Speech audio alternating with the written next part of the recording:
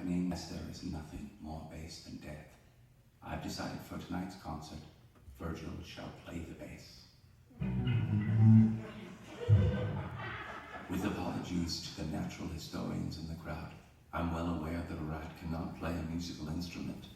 When you've been alone for as long as I have, you tend to anthropomorphize your friends. And if you are bothered by this leap in logic, you will be equally troubled by the claim that I can bring the dead back to life, like I'm about to do right now.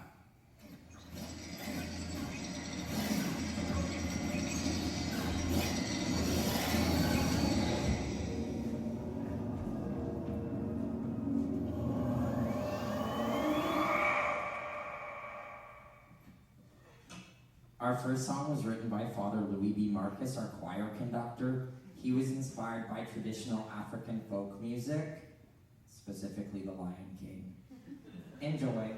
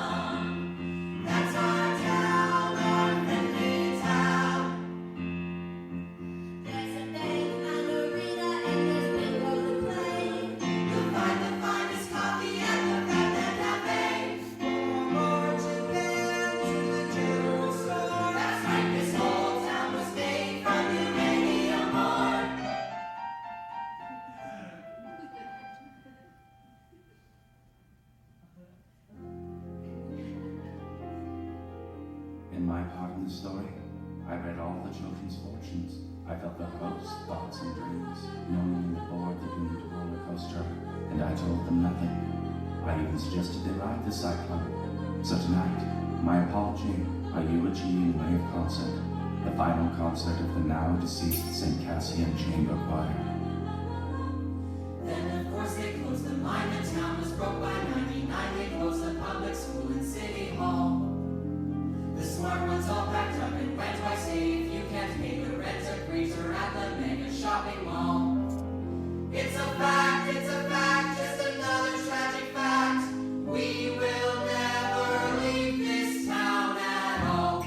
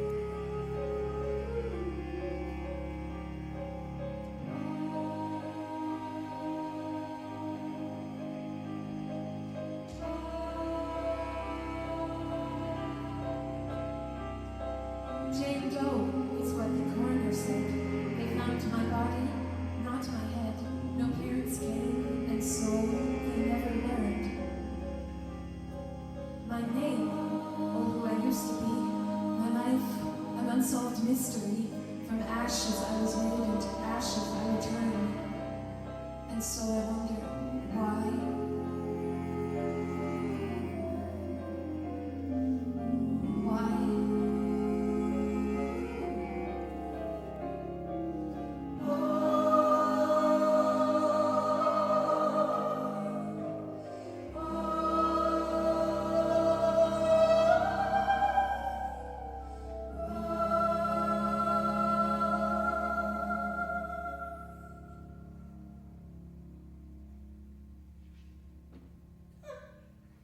Did anybody else just pee a little bit? Me neither, what?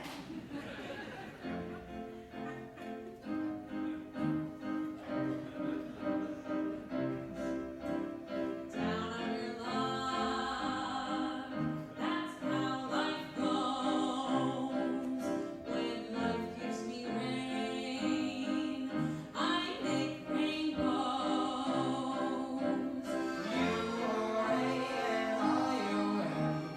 Picked about the worst place to die in. Picked about the worst place to die in.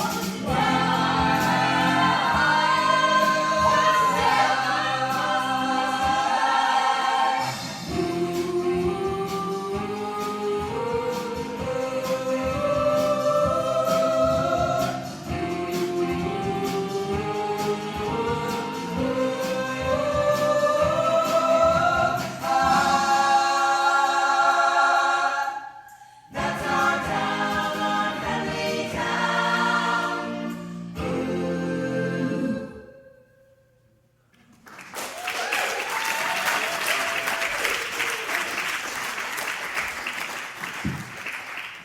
Hello, welcome. Thank you so much for coming this evening. So tonight we're presenting the cycle of songs from Ride the Cyclone, the hit Canadian musical, which is on its way to probably a fall run in Chicago right now. I'll let Brooke talk to you about that a little bit later. But first, I'm going to introduce everybody. So behind me is Alex Lysenko as Virgil the Rat.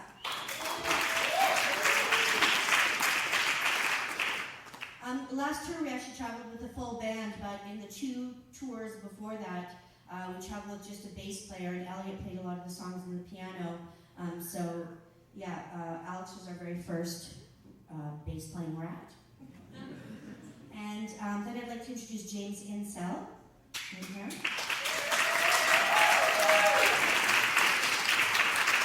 James is one of the designers for Ride the Cyclone. He also designed Karnak the puppet and puppeteered it on tour as well. And he'll be singing with us a little bit later for a bit of a treat, so thanks, James.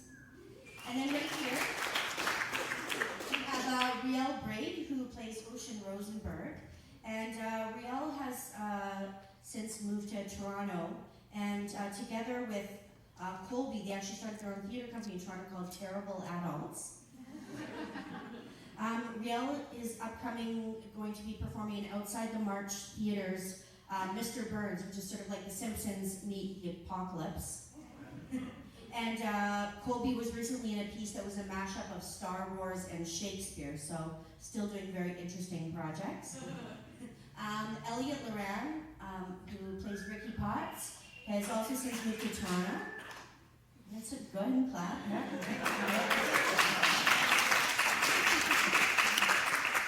And he recently spent the last year at Stratford, so congratulations, Elliot, on that. Sarah Jane Peltzer is an intern at Pacific Opera Victoria this year, which means that she's the assistant director for all the main stage operas. Yes, go ahead and clap.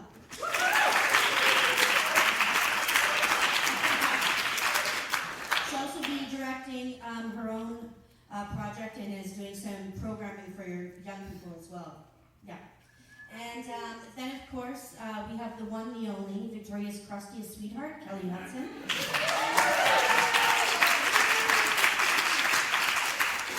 Kelly also recently started her own theater company, RKO Productions, which produced the sold-out run of the Rocky Horror Picture Show in the fall.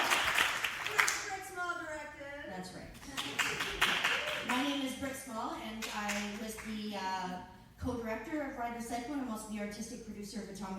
Vaudeville Theatre Company, which is the original producer of Ride the Cyclone. So thank you so much for coming. And last but not least, I'd like to welcome Brooke Maxwell to the stage.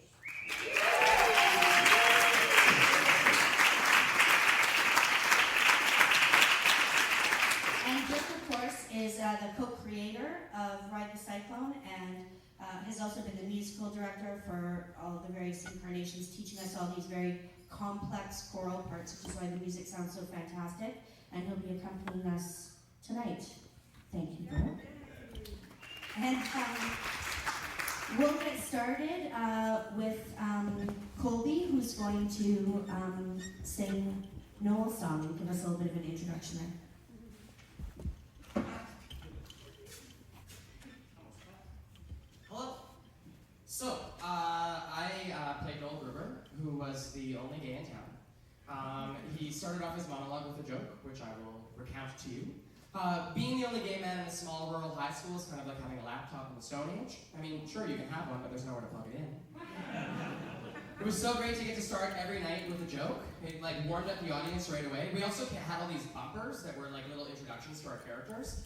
And we found out that Noel was a novelist, or not a novelist. He would have become a really terrible novelist that wrote like bisexual werewolf stories. Everyone would always laugh at that, so I'd start my monologue in this place where everyone just pitied me so much. It was great. Noel kind of came out to his family, and his dad just disappeared in the middle of the night. And Noel kind of expected that his mother would like fall apart and waste away and just stare out the window forever because they loved French movies and that's what he thought life was. But actually his mother just started going to the gym. So he was really, really upset with her, and he ended up working at a mall. He worked at a Taco Bell, which he absolutely loathed the whole time he was there.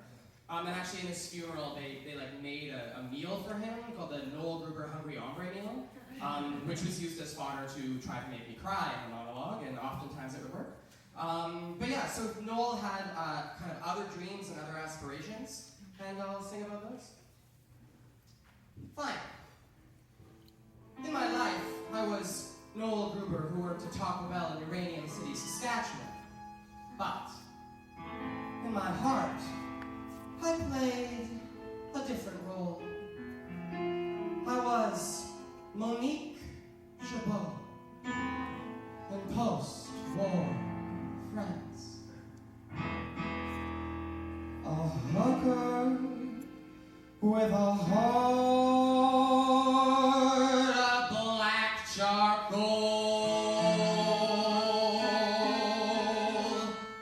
I write poems to burn by firelight, drink champagne and guzzle gin. The good girls call me the town bicycle. Don't knock it till you try my life a sin. Oh, Claude, my pimp nose, never mess with me. The last brick did that faded quick to black. I have no idea where to find officers, but if you do, please mention that I'd like to have returned the pretty knife that I stuck 10 times in his back.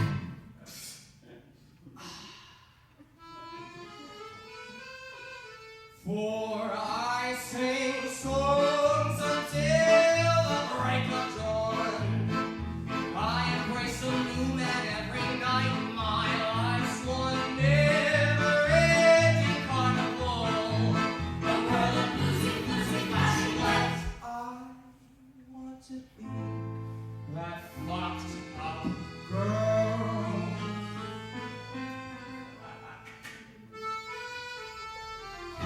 So here at a tango with Misha, and you're offering a rose, and I touch it, and I prick my finger, and then kiss the blood off, and I slap him across the face, and then the two of us would be so turned on that we'd make out and have a tango. It was amazing. He said, I think I'm in love with you. I've heard that lie a million times before. Oh, tonight I give in to the fantasy.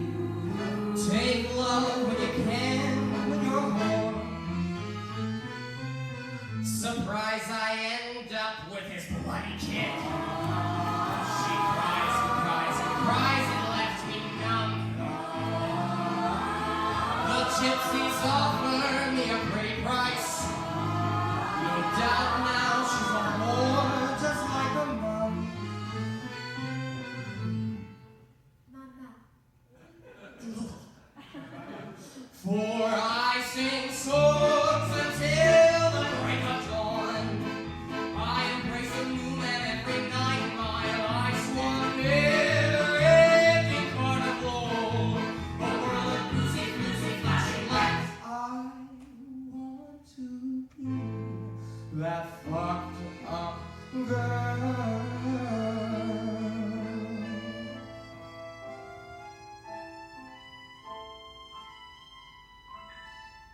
So now I sell my love for opium in some rat-infested Chinese dye. At night I burn myself with cigarettes just to somehow prove I'm still alive.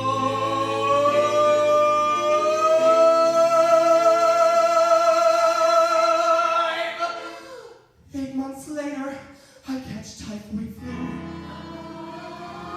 Kicked out, I see the ugly light of day. Dying in an alley, a priest kneels down to me.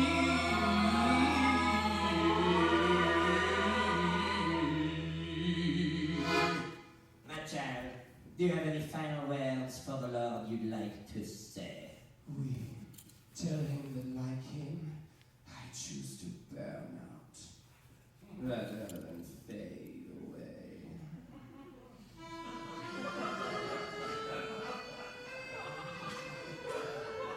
For I sing songs until the break of dawn.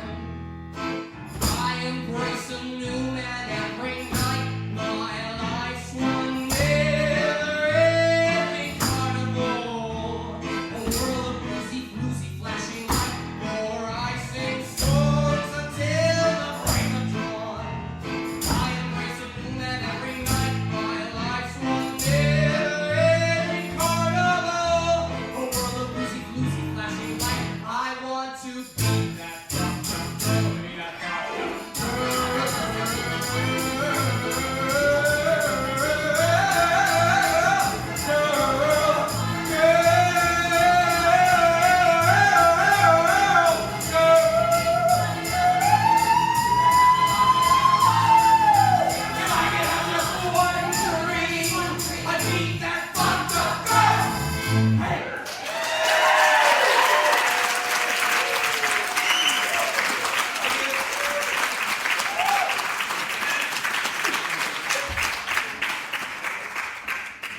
Song's always a real barn burner. And Colby usually would perform it in fishnets, stilettos, and a corset. Oh my God, I miss them. Yes. I don't miss those shoes. Next, I'd like to bring up Riel Brady, who played the character of Ocean Rosenberg, and she was one of the real type A characters in the piece. And I'll let Riel tell you a little bit more about that character and intro her song. Hi. So, Ocean has two conflicting forces in her life, and one is her father, played by Colby Wardell in the song, and he is a very left-wing, loving hippie, and he's her moral compass. And then there's her mother, played by Sarah Pelzer in the song, who is a complete conservative, Ayn Rand-worshipping ballbuster. So Ocean is type A. She's joined the debating team at school, and she's noticed that she takes her mom's advice, she wins a lot. And if she takes her dad's advice, she doesn't. And she learns that to get ahead, sometimes you have to be mean. But that gives her a bit of a moral dilemma. And that's what we're about to hear.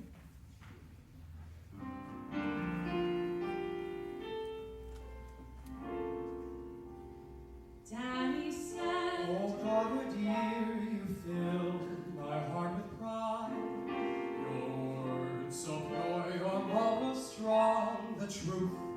was by her side. Oh, Daddy dear, they cleaned our clock 1,000,000 points to none. May I use the phone?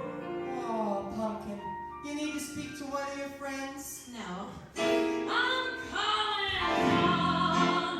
So I called Mom and I told her the whole story. You did what? I spoke from my heart about the facts. Incentive. If you do well at this debate, you can come live with me. Black Point. Get a pen. And she told me something that goes a little something like this. The art of winning arguments ain't changed much over time. You read and rule your public first and then you change their mind. If the judge looks like a hippie, your foes are right-wing nut. If the judge seems like a holy hostile Pentecostal, then your foes a godless hedonistic slut. Or no. Demonize your opponents with personal attacks, quotes from fake authorities and unrelated facts. Create a false dilemma like you're with us or you ain't. Ask the Pat's a loaded question. How can you say that Adolf Hitler was a saint? Oh, the tale of human history is one of damn Maggie. It works on the mob every time. This candy-coated recipe of black and white morality. That's how we like our slime. The next day at the school debate, my mom's advice applied. We were like Marine Corps, stealing cookies from girl brides. The judge gave us a standing O. Why can't girls down and cry? And the winner of your Radio City debate is Rosenberg. And that other girl. Yeah, we won by a freaking landslide. Look, I even got a trophy. We got a trophy? Yeah, don't touch it. Right, sorry. In this world, there's just one sin. Don't play the game unless you play to win. You play to win. Why does my opposition feel the need to defend pedophiles? You play to win. And the winner of the municipal debate is Rosenberg. You play to win. My brother just died. Shut up. Play to win. And she's not gonna get folks wild. Mary Rosen, boy, yeah. Don't tell me there's a better use of your ambition than to wipe the floor with all your competition. Mommy, dearest, said there's only one real mission. Play to win, play to win, play to win.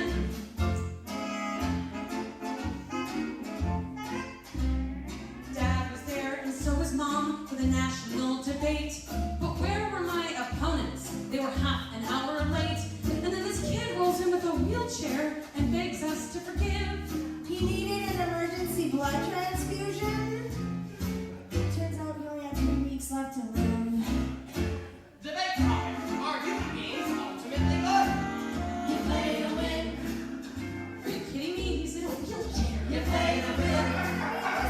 Shut up. Okay. You play to win. What would Glenn Beck do?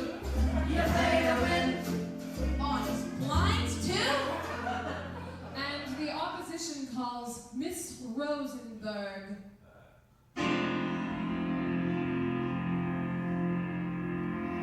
My heart began to flutter. Tears welled in my eyes when I looked unto my father as he hung his head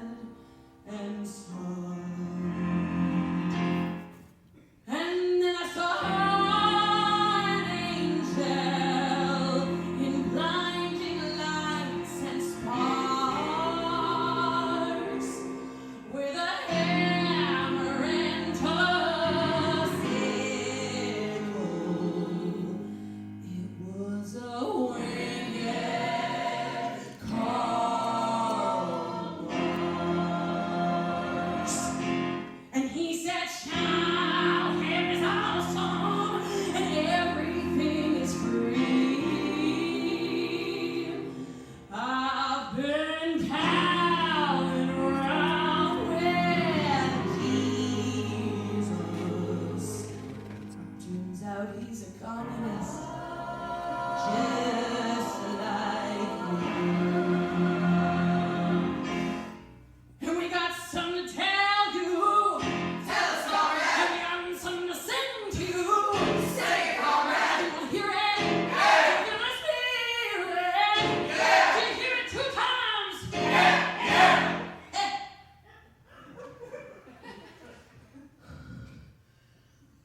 Let's do this. We're gonna prove it. Always new child. It's gonna get on you. Gonna be the pop. Baby's over. You're not gonna you're so long. Let's keep it score. You wanna kick out the country from a cripple? Or push an old lady down the stairs? Steal a piece of candy from the crown of the baby. As long as you're winning, who cares? Take out a kid in a wheelchair. That's the road to perdition. Soon you're gonna wind up a backstabbing ass from broken that competition. We're wrestling blue. Always living shy. It's gonna get on you. Gonna be a pop. And once again, you're so long. Let's keep it score.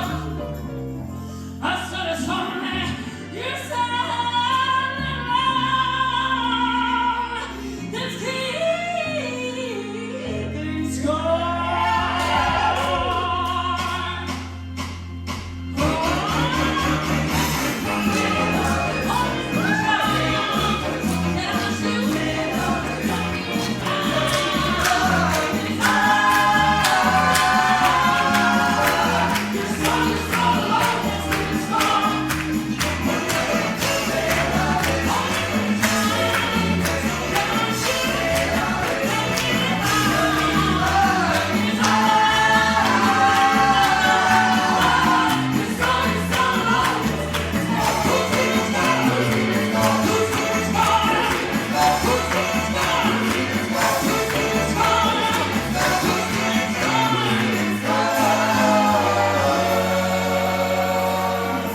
It's only a song. You're so long. Let's keep it score.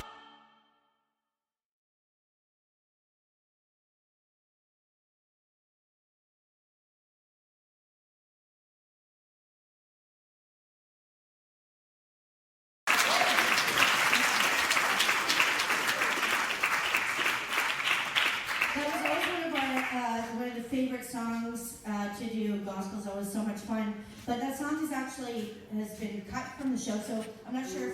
I'm not sure how many people saw like the last incarnation of the show that happened at UVic right before we went on our national tour. But it was actually a different song called "Choose Me" that was performed after that. But I'll let Brooke sort of talk about the evolution of that character in that song. Yeah, it was cut. We cut it. Crazy, right? And I was just thinking as we were singing it over there, that was the second to last time. I know that song will be. But that's crazy. Sorry about that. Sorry. Yeah, we obviously had a lot of fun writing it and performing it. They sound so great. But what has happened through the course of the show is we started in 2008, I think, brainstorming and workshopping this. Under the guidance of Atomic Vaudeville, and we had access to this fabulous cast. Did we have everybody who's here in the first stages as well? Yeah. Nope. Right? We added Elliot as the Great new much. Right? For a week. For like literally showed up for 1 day of the 4-day workshop. So initially, the idea was Jacob wanted to dramatize an accident. So it became a roller coaster accident, and 8 kids died on a roller coaster. And the idea of dramatizing an accident with the headlines in today's media turning something as serious as 8 children's deaths into headline fodder of our 8 angels died. And so with that in mind, Karnak, the machine, brings the kids back to life for their last sort of hurrah, in a sense to sing or speak their own individuality. That was the intention of the original show, and more the loss of that individuality, I guess, as well as the dying of the small town uranium. So the problem with that, well, it wasn't a problem, that was great, that was wonderful, that was our sort of cabaret that we had initially presented, and the ocean character, that number worked for her in her afterlife, that was great. as we worked on the show from 2008, 2009, we went to Summerworks Festival in 2010, and by that time we had really packed packed the snowball. Like we'd been doing different versions of the songs, chopping them, making them tighter and tighter, until we had down to 6 characters, and the characters were very strong, unique. The songs were very strong and unique, and we took that to the Summerworks Festival, which is a new works festival out of Toronto, and we were very well received. And that was sort of the first time we really started taking. I mean, we were taking ourselves seriously before, but we really got an external pat on the back, and that was a lot of wonderful attention and really nice chance to share that with other parts of Canada. And it also led to getting the attention of some outside producers, including Maurice Burchard out of Toronto and Kevin McCullum from New York, who is a fairly well-known and very established Broadway producer who's produced Rent and The Drowsy Chaperone and In the Heights and the Motown musical that's up on Broadway right now, as well as The Last Ship that Steve's done on Broadway. So we got the attention of this gentleman, which was a real blessing, and if you love that song, you could also say it was a curse, because he was encouraging us to, rather than have a cabaret type showcase of the 6 characters, we needed a plot. He needed a plot in order to market it as a musical if we were going to be working with him, because that's what he dealt in, musicals. So with a plot, we need character development, changing over time, a sense of conflict, tension that gets resolved at the end, and the happy ending. So we needed to get some of that in there. And that was a big headache for Jacob. If you don't know, Jacob Richmond is one of the great big brains in Victoria. We're very lucky to have him in our creative scene as a big part of Atomic Vaudeville. And he was given that nut to crack by this producer. Like, we need to get a plot in here. So he ended up focusing on the Ocean character as sort of the main character that was going to go through this transition. And her transition was going to be, the plot was, Karnak's brought the kids back to life now, not just to showcase their last songs, but also to give one of them a chance to return alive. And Ocean, being the type A that she was, with straight A's and the opportunity to go to college, obviously she has the sense that she should be the one who goes back. And of course, everybody else's life, they're going to be working at the Tim Hortons or the Taco Bells or making cupcakes, and according to Ocean, it's obvious that she should go back. So her character development is that she eventually realizes that she shouldn't go back, and somebody else in the group should. So there's your plot. And that pleased him, so that was great. But then we had to write in songs to fill that and support that. So consequently, the Play to Win gospel thing had to be moved to the side burner, and we wrote a song called Choose Me, which lasted for a while. And yeah, the entire tour, the Canadian tour. And then in August, this last August, I don't know if Kai's okay, she's okay. We got to go down to Chicago and rewrite that song again. So now it's called What the World Needs Is People Like Me. Similar sort of idea that Ocean sings this song. But I think I've said enough right now. Yeah. Thanks, Brooke. One character that is one of the actors that's not here is Jameson Parker, who on the tour played Misha Baczynski. That part was also previously played by Matt Coulson and Carrie Wass. And that character also went through a bit of an evolution. I'm going to be singing one of his songs tonight. And what do you need to know about Misha? He was born in the Ukraine, adopted by a Saskatchewan family, is now living in Uranium City, Saskatchewan, but fancies himself a bit of a baller. So, drop the beat. Yo, this is a song to tell you that what you is what you got. And I'm here to say that I am the money. What you is what you got. And I am the money. Take a look, baby, he's a real ka-ching. Lounging with my homies, Friday night sleep. PlayStation's up on my 60-inch screen. Me nuggets in the back, crystals on tap. New toothbrush from Tiffany still in the bubble wrap. Tripods going like nuclear sciences. Sparkling all over my stainless steel appliances. Shining like Midas, king ka-ching. Everything I touch goes bang.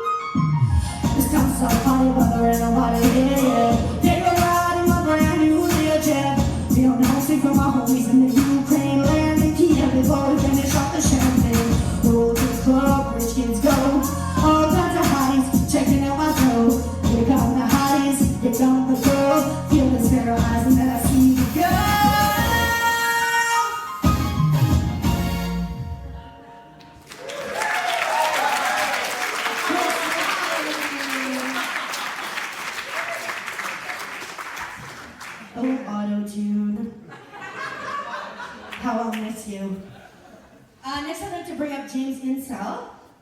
He's going to sing part 2 of the Misha song.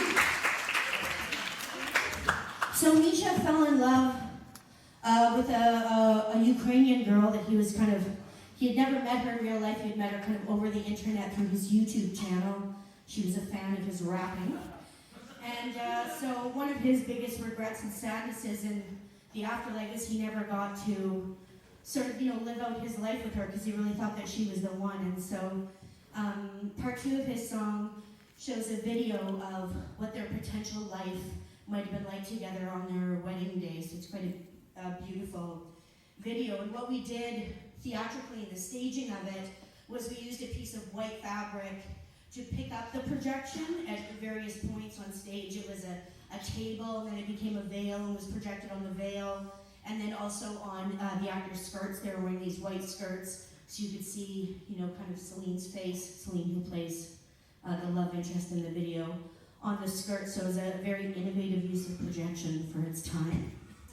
And looked super cool. So we're gonna actually play this video. And the video was shot by Elliot's brother as well. We do everything local here. And so, yeah, we'll just show you the video, and Jimbo's going to sing the song.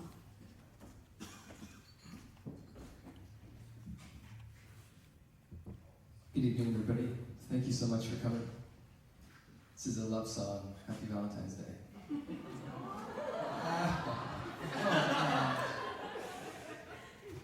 Our name is Natalia Barushka Bolinsky.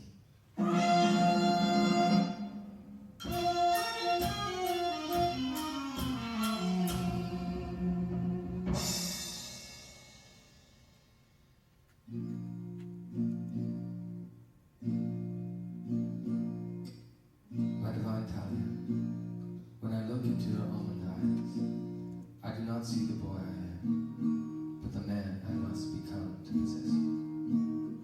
I want to take all the pain from your heart, and in the passion factory of my heart, transform it into functional joy. I want to take your hand by the Chernobyl River, and with all of Ukraine as my witness, take you as my wife. And we shall sing and dance and drink, and I shall whisper in your ear, that rivers run wild. Oh, let that be man.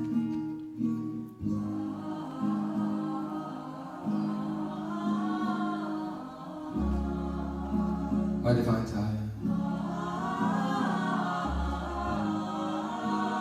I lay my masculinity at the altar of your maiden.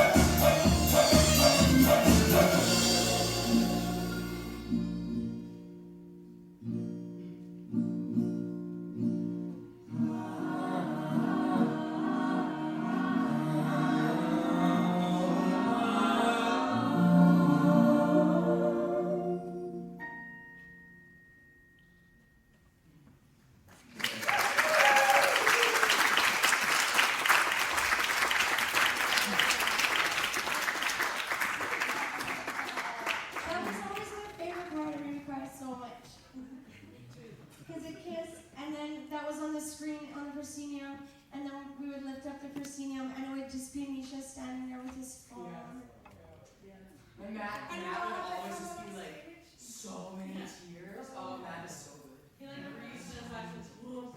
Yeah. So great. Oh, actors. Inside the actors. We also did a cool thing with that one when she threw her bouquet. She threw it with somebody, the bat would throw it over the proscenium and then I would catch it. So it was Right. like something came out of the thing. It was 3D. We're really innovative. Totally. The love story in the show has also kind of gone through a bit of a journey, so I'll let Brooke introduce the next song, which is a song that is now on the cutting room floor. No, it's gone. Small things. Small things, yes. I think the next song is called Small Things Become Big Things, and I think we only performed that for one version, if that's correct. And again, this was our song for the love interests at the time. Of course, every musical has to have some sort of love story, and I think in the initial version, we had a rapper character. I don't know if the Misha was the name or there was another name. Corey Ross, okay, Corey Ross. And he wasn't Ukrainian, but he was a badass sort of rapper type. And his song at that time was he was going to rap battle against the most worthy opponent of all, himself. So he had a rap battle against himself, and we had a lot of fun using funhouse mirrors as the prop, and as he made insults about the other person's mother, which was his mother. It got very Freudian in there. Anyways, that didn't last too very long. Sorry, Rael, what were you saying? He had that amazing line right at the end. Going was like, don't be sad, you just had a rap battle with yourself and you won. And he's like, yeah, but I also lost. So sorry, that wasn't about the love song, but that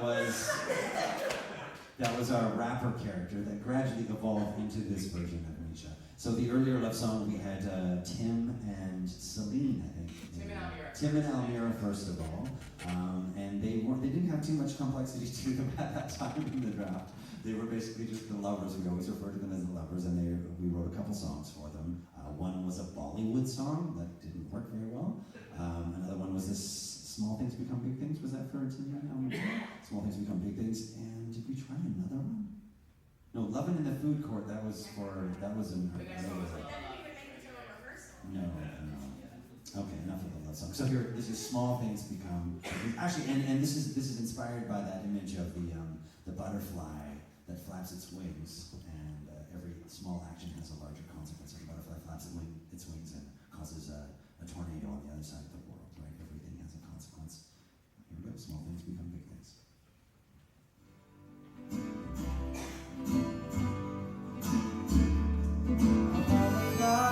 Flap its wings, unknowingly creating a mighty storm that takes wing and leaves the whole world shaking. From the flight might also bring a gentle breeze to borrow, a happiness above the range, a joy beyond all sorrow. Small things become big things, we come all the world. Every flight and every fall and every song. All the laugh and the small tear, we all sing along. So everything comes and it goes, and I know it echoes. It echoes.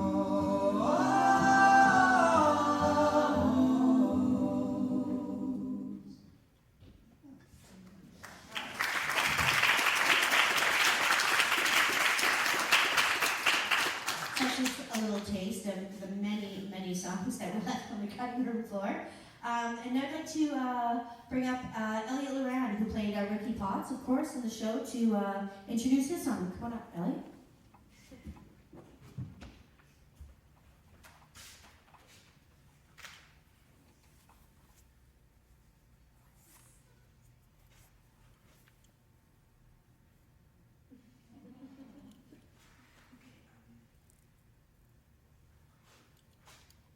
Once I saw a homeless person eat a raccoon. Elliot, I know that you may be having trouble right now shedding some of your characters, so why don't you talk about it a bit? Tell a story.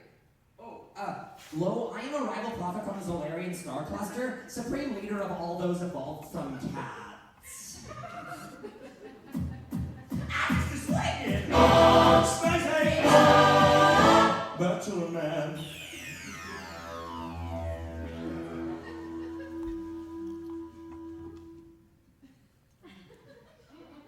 Okay, I'm totally having a nervous breakdown right now, so I'm gonna go have a pee, and you guys should probably grab a beer because it's intermission.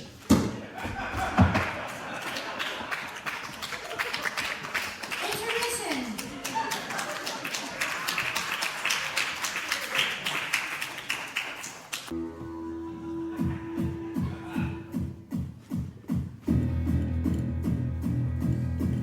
You might see before you an ordinary man. I'm just the illusion, all a part of a cosmic plan. Yes, long ago they visited those others from outer space. And before me, I'm the chosen one to save a little rare race. Yeah, it's true. Listen. Ricky, we are a distant galaxy, a galaxy quaking me. On your groove, your diplomatic powers. Yes, we need your fantastic seed. My daughters are the seven stars, for a shining star. And I know that the devils are the seven cattle women from Zohar. Ooh.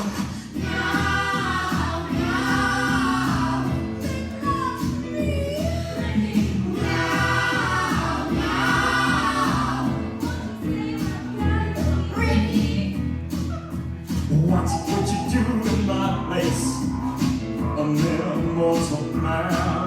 The fate of the galaxy before you. Nearly others are lives in your hand. The seven daughters, seven sons of liberty. You never get through like me. It's American history. I'm just a swinging, Stacey. Bachelor man. Let's dance, kitty.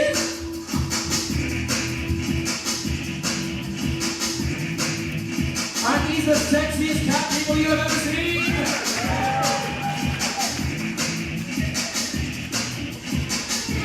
Meow. Meow. Oh, meow. Oh, meow. Meow. Ruh. Meow. Meow, meow, meow, meow, meow. Yeah, it gets weird now. My daughters, you're a hero of saving grace. But now there is a new challenge for Zolaria to face. For where I war with cola, those bastards on cake and chill. And our generals are on a holiday. Oh, Ricky Paz, what should we do?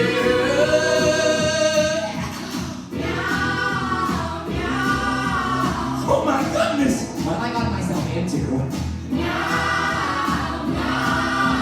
Look, I thought I told them I'm a lover, I'm not a fighter. I'm just like you. Spacey! Bachelor man. And so I told him, I said, I am just a man, a space age man. And that's all I am. And I wanna hold your hands, touch me all your hands while we make love tonight. Ooh, I have no desire to rule the galaxy.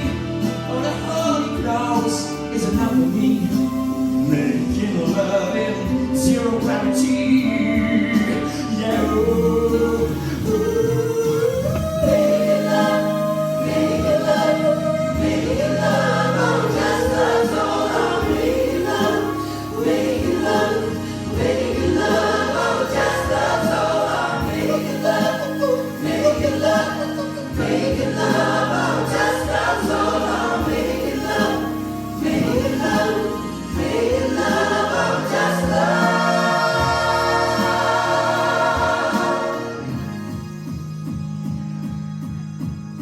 and they listened, and they heard my message as, okay, well, I was singing notes that only cats or cat people could hear, a G sharp 5 octaves above middle C.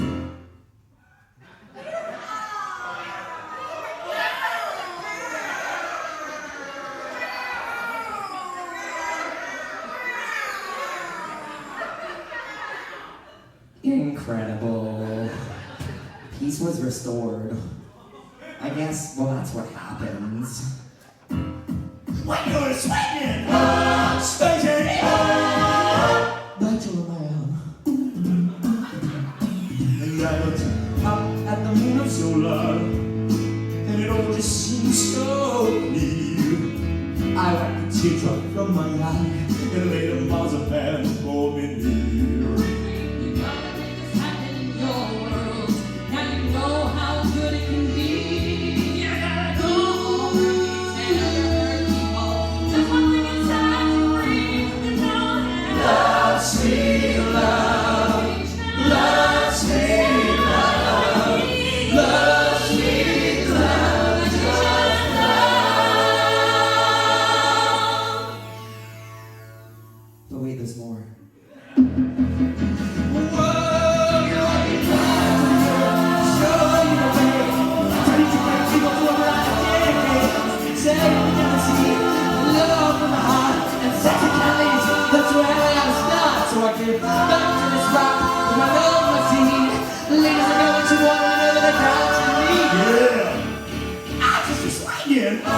Spacey,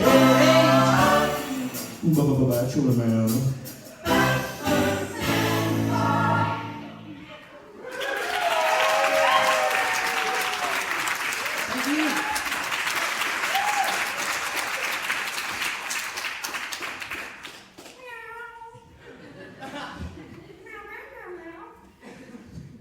The rest of the show is going to be done in cat language. Hi. So the next character. It's a lot of context. I know. I love that piece. Next, I'm going to invite Sarah Pelzer up to sing the ballad of Jane Doe. Jane Doe is, of course, the character that you see on a lot of the publicity shots. Barb Pedrick took that iconic shot. Sarah Pelzer pointing at you. And Jane Doe, she was one of the kids who was found after the accident decapitated, so without a head. And so in the afterlife, when she realized that she was headless, she found a broken doll and kind of picked up the doll head and put it on her head so she wouldn't freak the other kids out too much. And so that's what you think when you're headless in the afterlife, according to Jacob Richmond's brain.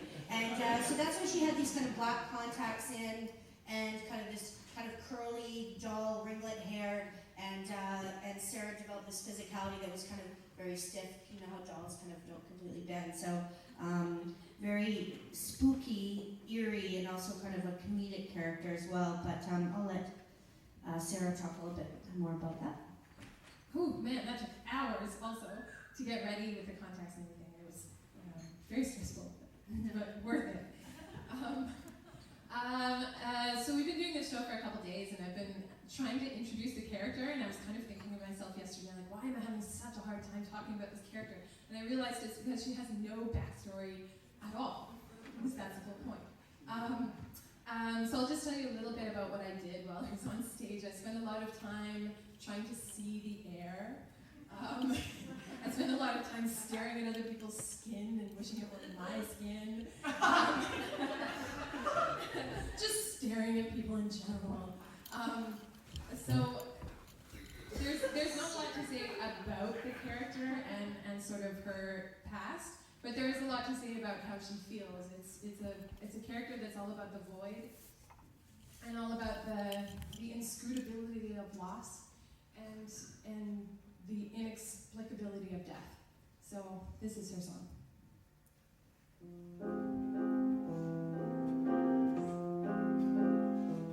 Some might say we released, wishing daisies deceased, and at the end of the day we're just dead. Kingdom come, paradise, yes for some must be nice to have a body attached to their head. Not for me.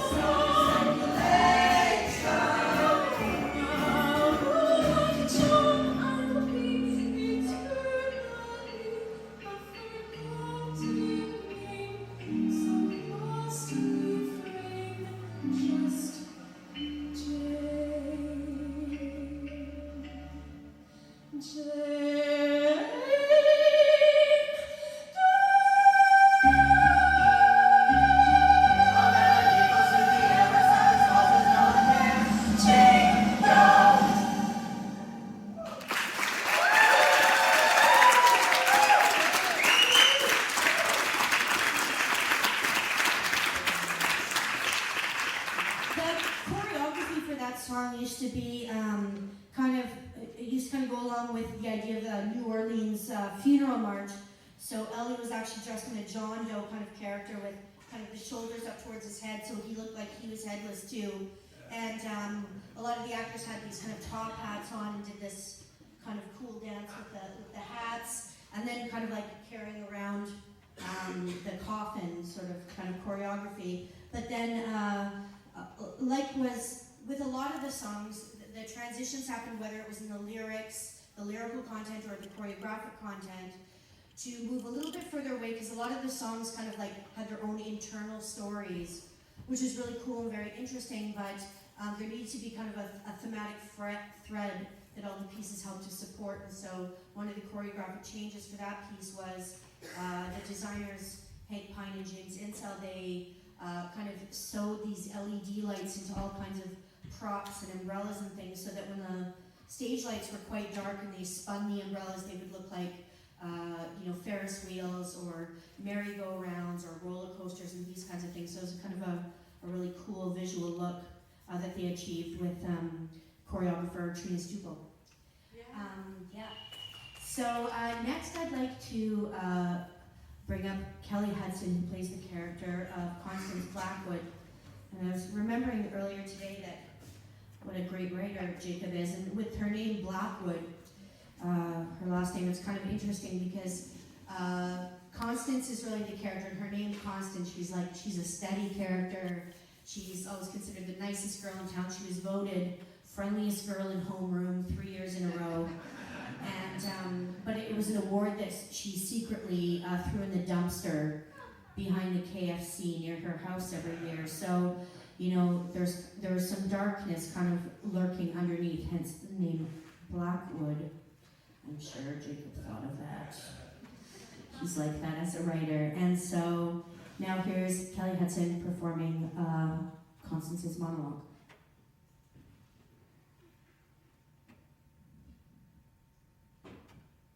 I lost my virginity to a carny in a porta potty before I died. Like 3 hours before. It was kind of porno. He was ancient, like 32. He had this tattoo on his forearm. It was two skeletons having sex, and it said "born to bone" on the bottom of it. I laughed when he showed it to me. My mom says that you should always laugh at guys' jokes or they'll think you're a cow. My parents own the Fat Man Cafe in town. It's been in my family since like forever, since my grandmother's mother at least. But the Blackwoods have been in uranium since they opened the mine. My family took pride when it came to that, until I went to high school. Having pride in your town was only like the lamest thing you could ever think to believe. All the kids at school have this joke about my parents' cafe. They say that inside every fat man there's a fat girl dying to stay in. Because it's called the Fat Man Cafe, and because they all thought I'd be here forever, because I'm, well, obviously.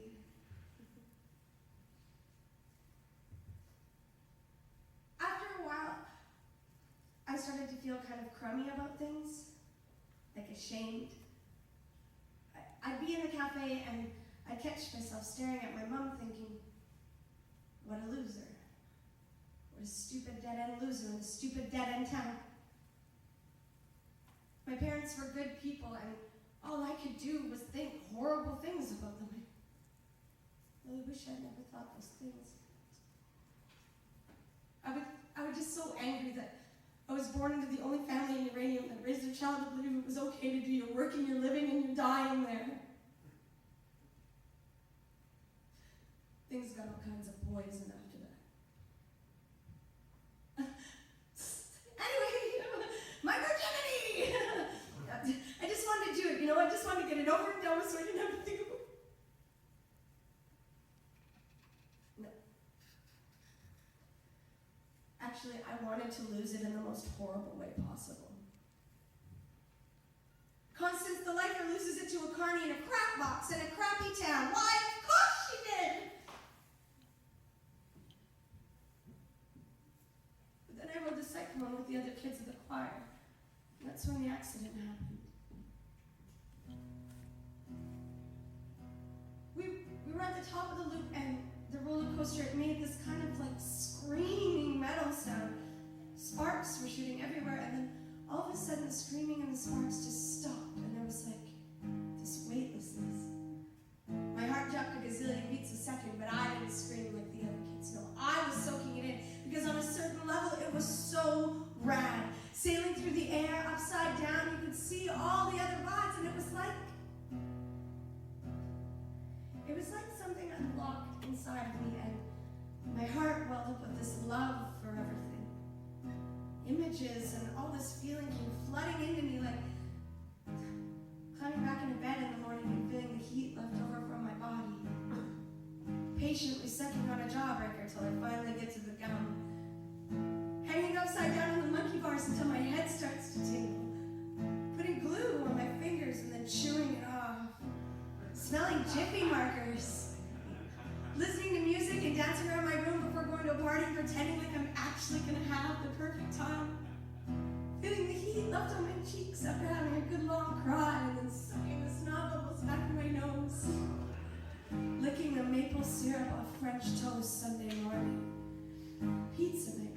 Halloween.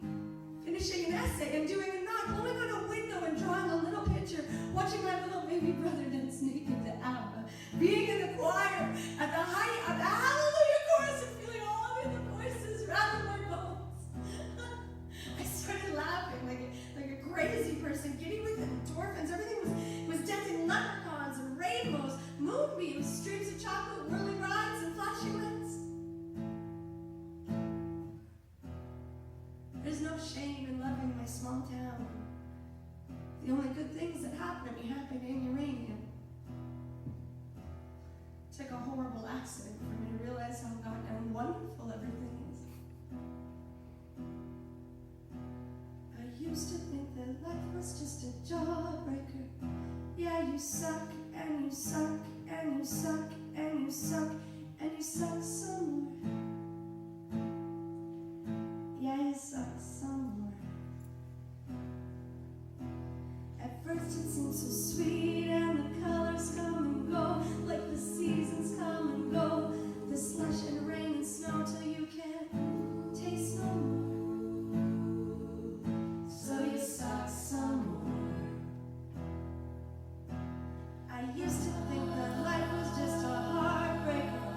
Oh, it breaks and it breaks and it breaks and it breaks and it breaks some more. Till you can't take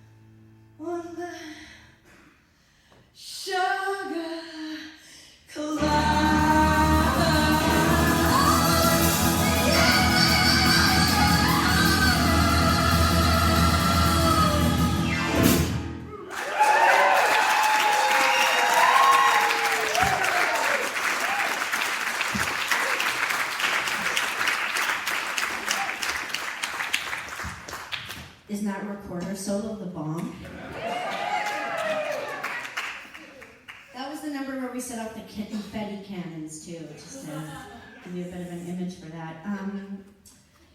So the next song is sort of new. I mean, we did it on the last tour, but that was the first time that we did it since the kind of new changed ending. So I'll let Bert talk about that a little bit. Sure. As I was mentioning before, we sort of went from having no plot, or a plot that set up the kids in this dead limbo land, and then they sang their songs, and then Karnak had his power cord eaten by the rat, and everybody died, and the lights went out. And hope you had a good night. Family show, comedies. And it was a very beautiful thing, actually. Especially, we're actually going to do the ending of that version of the show as our last song of the night here, and it still always kind of makes us tingle because it's sort of packed with the memories as well as it's quite an emotional thing. Anyways, we had to, in order for this plot to take place, we needed tension, we needed release character development. So as I mentioned earlier, Ocean sort of stepped forward as almost the main character, or the character that was going to go through the changes anyways, from being this self-centered type A who believed that she deserved to go back because her life had more value because of her straight A's and her opportunities for post-secondary education. Some student loans. We didn't mention the student loans, but anyways, so we realized that our Ocean, hopefully through the course of this new version, gradually realized that there were other things valuable in life. And as you've heard about with Jane Doe, the lost soul who never really knew who she was, gradually, I'm going to give you the spoiler alert, here's how it ends. Ocean realizes that she's only had her 17 years of life to experience, but she's had that, and she's had those memories, as have all the kids. Whereas Jane, having no memory of anything, doesn't have anything. So she wishes it on Jane to go back to life, which is really beautiful. Actually, it still makes my hair stand up on my because it's a lovely switch. I guess it's sort of the obvious switch too on some level, but it was really quite beautiful, and especially the way it was staged and brought to life. We were playing with a lot of magic on the stage of this Where Are We Right Now, this in-between world that's sort of in Karnak's mind. And in the original productions, there's a big proscenium covering the stage, and we were able to, we did have smoke machine coming out of there, right? A fog wall. Do you remember when Kevin McCall wanted Jane Doe to have wings at the end and ascend into the sky? Oh, yeah. I'm so happy that didn't happen. That's a terrible. There's so many ideas, and again, as you're in the creative process, there's so many ideas that are thrown out there, and most of them are terrible, right? That's it. And we can say this off record. I don't know if you heard this part of the story, but somebody whose initials are KM also wanted everybody to go back to life. Oh, that's right. So, lots of good ideas. You had to riff. have a song. You wanted Karnak to have a song. Karnak to have a song, right? So there's lots of great.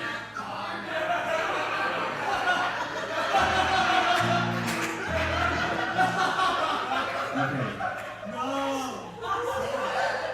So, needless to say, there's a lot on the cutting room floor, but there has to be, right? You basically put it all in there and spew it out, and what's worth keeping, you keep. And throughout this process, that's been one of the major lessons: is you can't hold on to your darlings. It has to serve the purpose of the show. And I know some people have some sentimental attachments to some of the songs, as well as we do ourselves. I mean, they're beautiful songs, and they were great. They are great. They are great. And that version still exists. Will you release the B track at some point? The B-sides. Well, there's so many terrible ones. I mean, they're embarrassing. They're embarrassing. Yeah, Lovin' in the Food Court is.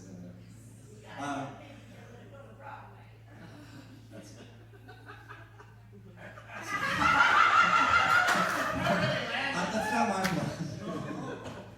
fault. Anyways, yeah. So this song here is what gradually evolved as we introduced the idea of the contest, the American Idol meets Hunger Games aspect of the show, where Ocean realizes she's got to sing the most kick-ass song to get Karnak to choose her, and everybody else is resigned to their fates. Her process, she goes from realizing, or we hopefully all go from realizing that life isn't a game or a competition, it's more of an experience or a ride. Almost like roller coaster or something like that. Anyways, we didn't want to say that out loud ever, but I just did, sorry. So the lyrics for this, I like these ones, so I'm just going to say them out loud before we actually get to sing them, but I think this is the sentiment we were really trying to go for. I'm proud that I think we got it. It's not a game. Maybe that's news, because no one will win here, and no one can lose. There's no one to measure our foolish pride, and no one keeps score of how hard we tried. This ride, it has heartbreak, this ride, it has pain, and all kinds of blue skies, and no shortage of rain. Yes, there's laughter and the telling of lies, and maybe in darkness, we open our eyes. It's not a game, it's not a game, it's just a ride. So here we go, just a ride.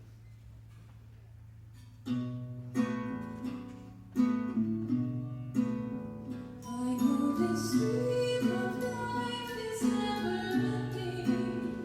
We go around and round and round again. At times we fall, but soon we are ascending. A new beginning comes with every end.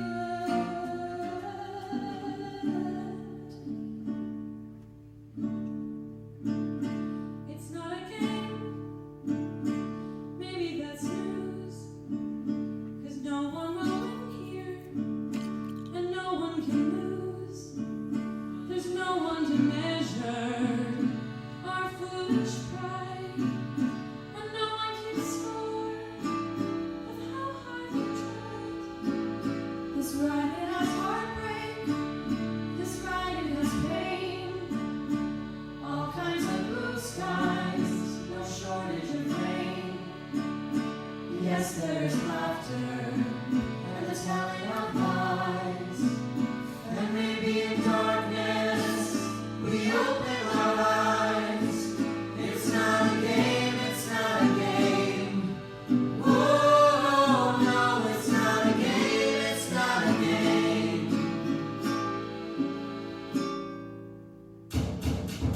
It's just a ride.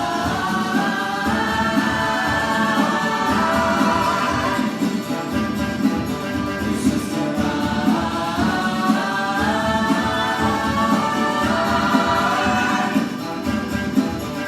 You feel the world is spinning with no ending or beginning.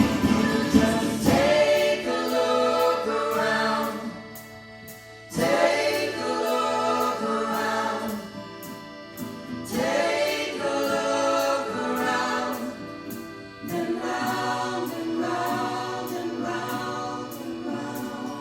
The stream of life is never ending. It goes around and round and round again.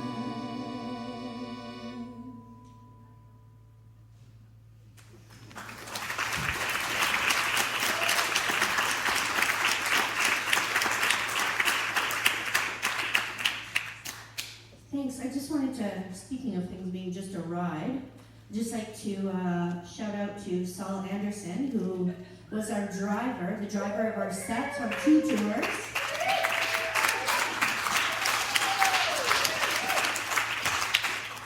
Drove a Tetris-packed U-Haul at one point from Whitehorse all the way to Toronto, which took him, I think, 5 days. So people forget that somebody does have to do those things, and because to fly it would be just absolutely like exorbitant cost-wise. So it was a deal. Thanks, Saul. Just don't get pulled over in Winnipeg. Yeah.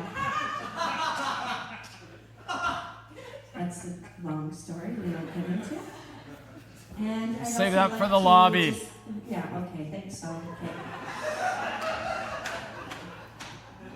Saul will be out in the lobby afterwards if you have any further questions about him. If he can remember. I'd also like to say hello tonight to Barb Pedrick, who was around right from the very beginning, taking some amazing photos and always being an incredible supporter, as a lot of people here have seen almost every incarnation of the show. So thanks again so much for coming and supporting it. Please tell everybody you know. But before we go, we're going to sing another song that was left on the cutting room floor. We'll welcome James Insel back again. And maybe Jim Jeff can introduce himself.